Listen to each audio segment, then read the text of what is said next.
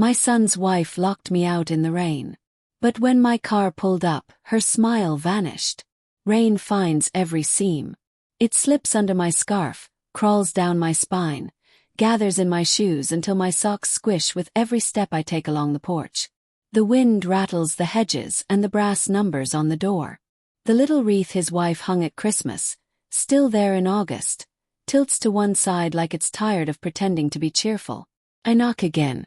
Not hard. Just enough to be heard over the downpour. The porch light snaps on. I see my face, soft and older, in the glass, hair plastered to my cheeks, the cheap umbrella turned inside out by the last gust. The lock turns. The door opens a crack. She looks at me the way you look at something you didn't order. "What are you doing here?" she says. "I brought the soup you asked for," I say, lifting the bag with my trembling hand. The broth has cooled. The steam is gone. I should have come sooner, but the bus was late and the rain turned the roads into rivers. Her eyes dart over my coat, the frayed cuffs, the muddy shoes. They stop at the old sweater I wear under the coat, my husband's. Used to be big on me. Now it just fits. "We don't need it," she says. The door edges inward like it can't wait to close. "You should have called." "I did," I say quietly. "He didn't pick up." She puts a hand on the frame. "He's resting. I won't make a sound. I'll just set the soup on the counter and go." Lightning knits the sky. For a heartbeat we both turn, as if the world might split open. Then she looks back at me, and the small smile on her mouth is a blade. "You don't belong here anymore." Something small inside me, something I never named because I never had to, goes still. "Please," I say. The word is softer than the rain. "It's cold." Her shoulders lift. "Not my problem." The smile widens, just enough to let me know it isn't thoughtless. "It's chosen. We have guests. You embarrass him." "Not your son." She steps back and the door follows her like a loyal dog. The gap narrows to a slice of hallway. Polished floors, the edge of a perfect rug, the faint glow of a lamp I once helped pick out when they were first married, and everything smelled like new paint and promises. "Good night," she says. "Wait." The syllable catches and breaks. "He doesn't know." The door closes. The lock slides home. A second, heavier lock clicks after it. For a few seconds I stand there with my hand on the painted wood, feeling the vibration of my own pulse through the panel. The soup bag swings against my leg. I can smell it. Carrots, celery, the thyme I grew in a cracked pot on my windowsill. Smells like safety. Smells like home. It smells like a past I can't step back into. Rain pounds the roof. It runs off the gutter in a sheet that blows sideways, soaking the last dry strip of porch. I take one small step backward, then another, until I'm on the top stair where the water can find me more easily. It always does. Could knock again. Could shout. Could make trouble. Instead, I do what I have always done. I make myself small. I pull my coat tighter and tuck the soup against my chest. My fingers are stiff and red. The skin on my knuckles looks like paper left out in the sun. Across the street, a neighbor's curtain twitches. The blue flicker of a television paints the window glass. The silhouette of a head lingers, then disappears. The curtain settles. People always see. They just don't always help. Car passes slow, tires hissing. The driver glances my way and then back to the road. I lower my eyes. Shame is a heavy coat. Keeps you warm in the worst way. I tell myself this is temporary. That she said it in anger. That he doesn't know. I tell myself a lot of things, the way mothers do when the truth is a knife and we only have soft hands. My mind tries to go somewhere else. To the place where the boy with skinned knees ate pancakes at our chip table and told me he'd build me a house with windows so big we'd never need lights. To the late nights in the laundromat where I sat on the folding table reading his textbooks by the hum of dryers because he said chemistry was hard and I said everything worthwhile is. To the day he graduated and I clapped until my palms stung and I forgave every bruise the world ever gave me because I thought we had made it. Thunder rolls over the roofs. Somewhere a dog barks twice and then stops, like it remembered it belongs to someone who likes quiet. I take the folded note from my pocket. It's wrinkled and damp, and I have read it so many times the words are ghosts. Mom, come by if you can. She's under the weather. He signed his name like he used to when he was 10, the tail of the last letter looping back on itself. It made me smile this afternoon. It makes me bite my lip now to keep from crying. I can't stand here all night. I set the soup on the mat. Feels like surrender. I tell myself the rain will cool it but not ruin it, that the bag won't rip, that someone will open the door and see the kindness on their doorstep and feel a softness return to their heart. I know better. God, I say, almost laughing at how small my voice is.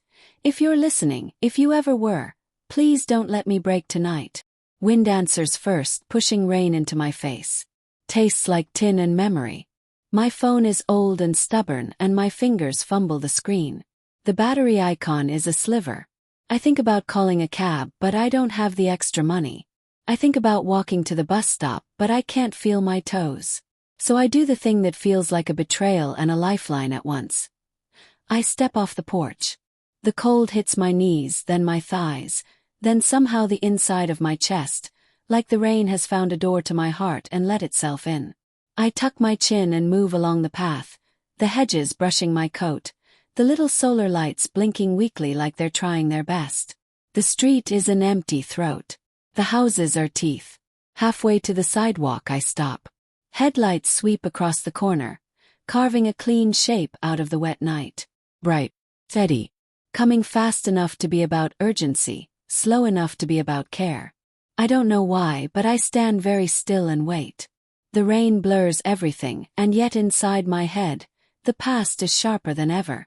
Each drop against my skin pulls me backward, back to nights when water leaked through a cracked ceiling and I placed pots on the floor to catch it. Back to mornings when I left home before dawn so my boy could sleep in a warm bed, dreaming of futures bigger than we could afford. I see him again.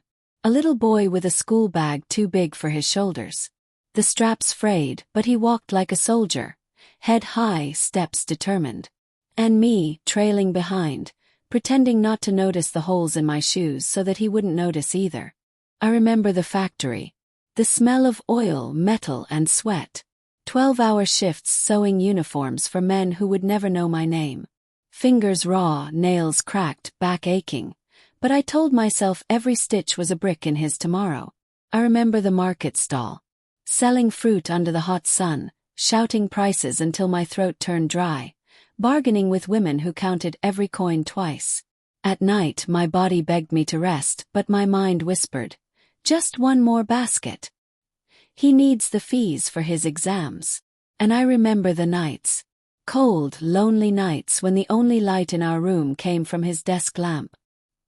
He sat hunched over books, lips moving as he solved equations I could not understand.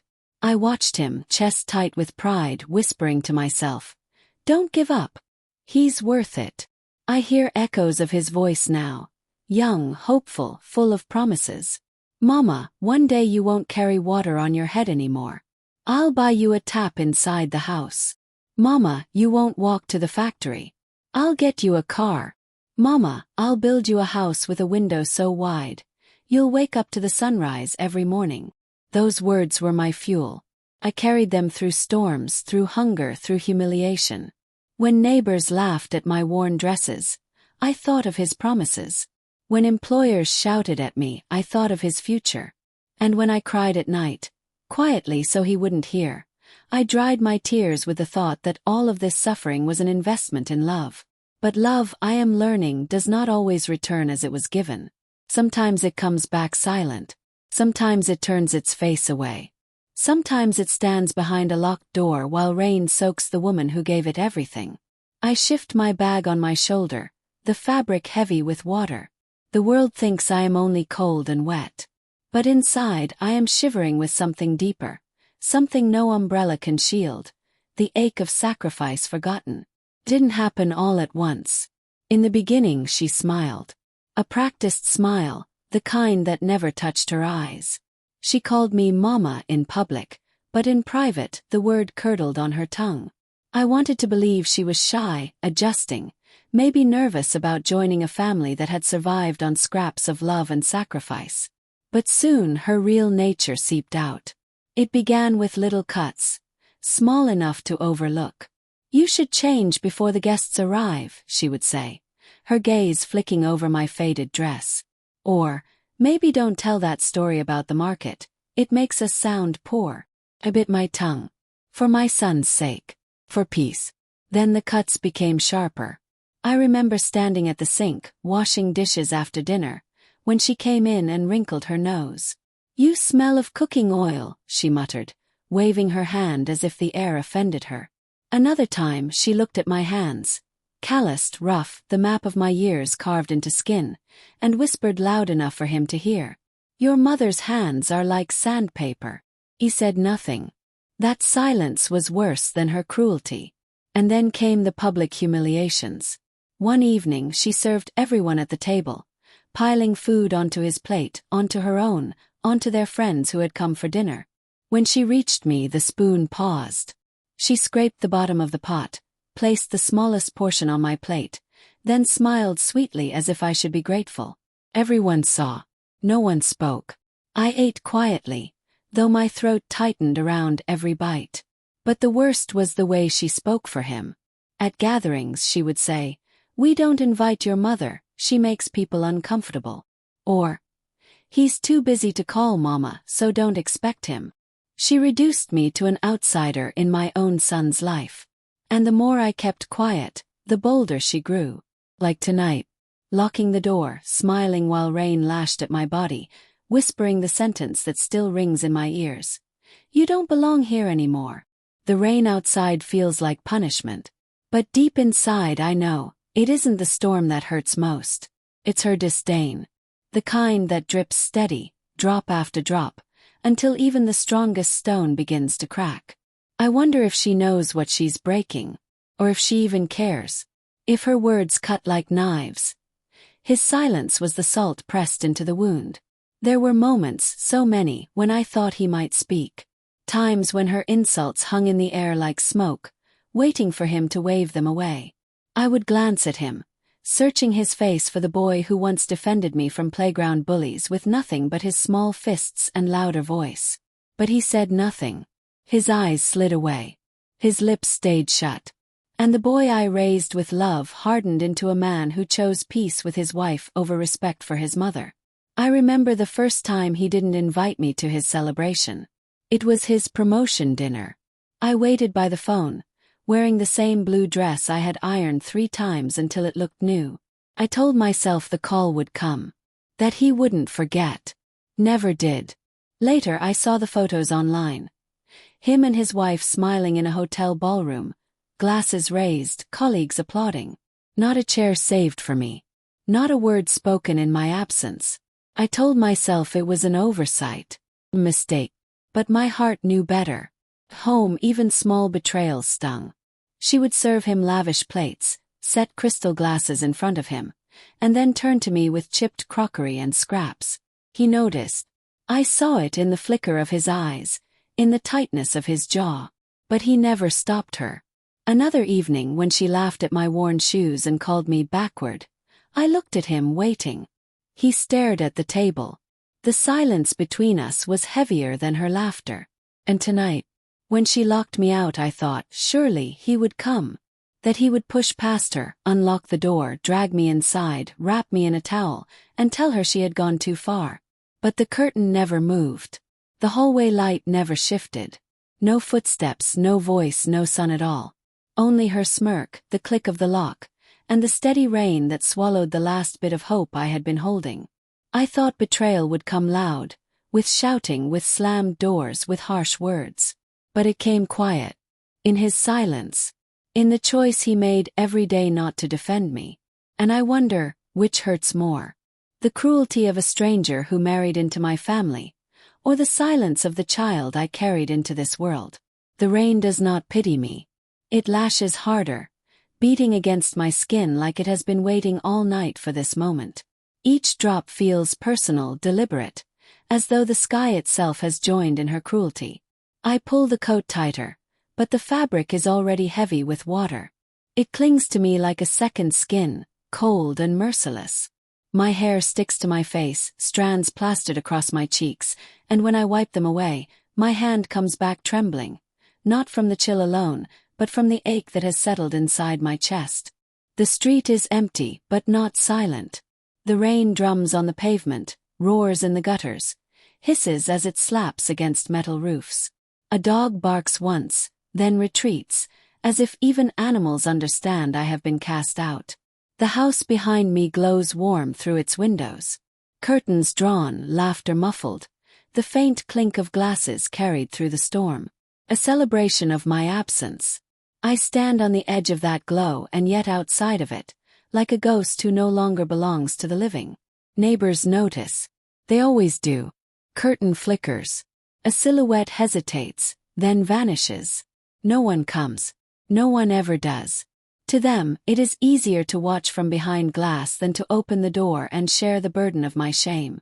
I whisper to myself, just to hear my own voice above the storm. God, is this the reward for all my sacrifices? To be a stranger at my own son's door. The words dissolve into the rain. The sky does not answer. A shiver runs through me, deep enough to rattle bone. I press my palms together, the way I used to when I prayed for his exams, for his health, for his dreams. My prayers then were for life. Tonight they are only for strength. The streetlight above me flickers, its yellow halo bleeding across the wet road. The light makes every raindrop visible, like silver needles stitching the darkness shut. For a moment, I imagine the rain as my witness, each drop carrying my story, each stream running into the earth holding a fragment of my sorrow. If no one else sees me, perhaps the heavens will. But the rain does not soften. Pounds harder, as though testing how much more I can endure. And I know, I have endured worse. I endured hunger, loneliness, humiliation, sacrifice. But still, there is something different about this night. Because this time, the cruelty does not come from strangers. It comes from within the walls that should have sheltered me. Comes from the son I raised with everything I had. I bow my head, my tears lost among the raindrops. No one can tell the difference. Not even me. And just when I think the night cannot grow heavier, I hear it. The low hum of an engine, the sudden slice of headlights through the storm. Car approaching. Bright, steady, and deliberate. The rain falls harder, but for the first time all evening, something else breaks through the darkness. Oh. The headlights cut through the storm like two swords of light, sweeping across the soaked pavement until they land on me. I freeze, blinded for a moment, my breath caught in my throat. The engine slows. Tires hiss against the waterlogged street. A sleek black car pulls up in front of the house, its surface gleaming even beneath the downpour, as though rain dares not stain it. The door on the driver's side opens. A man steps out quickly, holding a wide black umbrella. He moves with urgency, not hesitation, as if he has already decided I am worth shielding from the storm. Mama! His voice cuts through the roar of the rain. Warm. Familiar. For a second I can't place him. The years blur faces, especially when you no longer expect kindness to arrive in the night. But then, I see him clearly. The sharp jaw, the confident stride, the eyes that once looked up at me from a school desk with gratitude. It's Daniel, my former student. I stagger back in disbelief. He hurries forward, holding the umbrella above me, his free hand steadying my elbow. "What are you doing out here?" he asks, voice trembling with outrage. "In this rain. You'll get sick." I shake my head, unable to form words. My lips are numb, my voice trapped. He studies me, water dripping from my hair, my coat heavy with shame as much as with rain. Then his gaze shifts, past me, to the glowing windows of the house. To the door that remains locked. To the shadow of a curtain twitching shut. Understanding floods his face. His jaw tightens. "They left you outside." His words are no longer a question. They are an accusation hurled at the night. Before I can stop him, he turns toward the house. The son and his wife must have noticed the car, because the door creaks open again. Light spills across the porch, outlining their figures. She stands tall, arms folded. He lingers behind her, shoulders slumped, eyes darting anywhere but mine. Daniel straightens, umbrella in one hand, fury in the other. His voice is clear, commanding, the kind of voice that carries in boardrooms and banquets. "Do you know who this woman is?" he says, pointing toward me. Rain drips from his sleeve, but his words blaze hotter than fire. "She is the reason I am who I am. When I had nothing, no books, no meals, no hope, it was her who gave me everything she didn't have. She is my teacher, my second mother, my savior." The daughter-in-law's smirk falters. Her arms loosen. For the first time her mask cracks. Daniel steps closer to the porch, still shielding me. "And you lock her in the rain, while you sit warm inside her own son's house." The son stirs uneasily, but still he says nothing. His silence roars louder than the storm. Daniel's eyes narrow. "I came here tonight by chance. But perhaps it wasn't chance. Perhaps God himself wanted me to see this, so that the world would know how low you've both fallen." The neighbors' curtains twitch again. This time they don't look away. Faces linger in the shadows, whispers stirring through the dark. And as Daniel's words hang heavy in the night, I see it. Her smile, once sharp and cruel, slipping away, erased by the weight of truth. For the first time she looks afraid. The rain did not stop, but in that moment it felt as though the storm had shifted, no longer beating against me alone, but pounding in rhythm with Daniel's voice. He stood firm, umbrella tilted over my head, his eyes burning into the figures on the porch.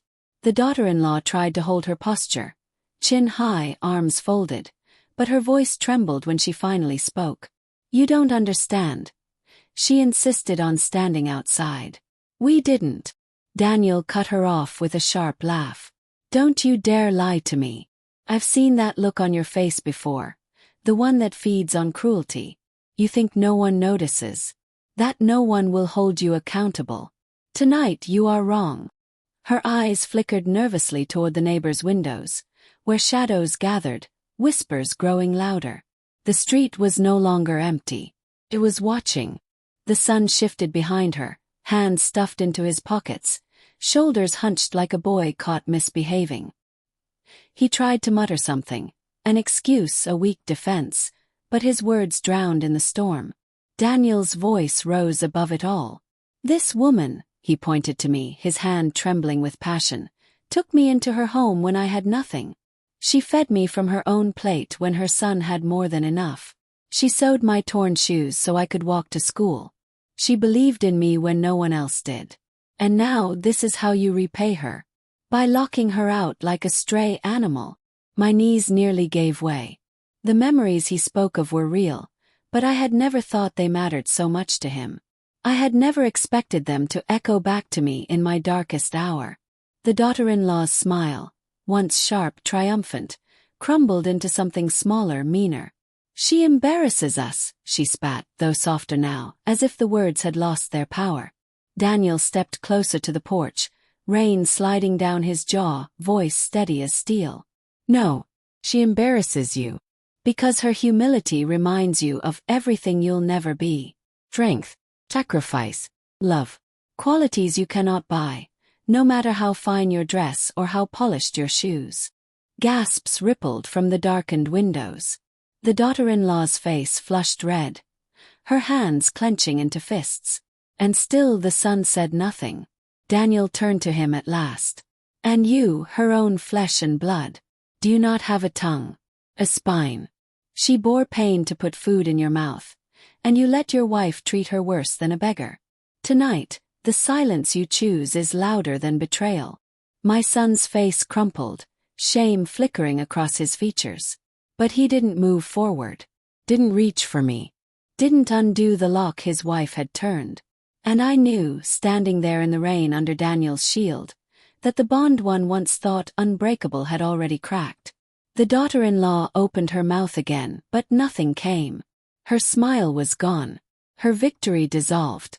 And all that remained was the truth, hanging heavy in the rain, undeniable, unforgiving.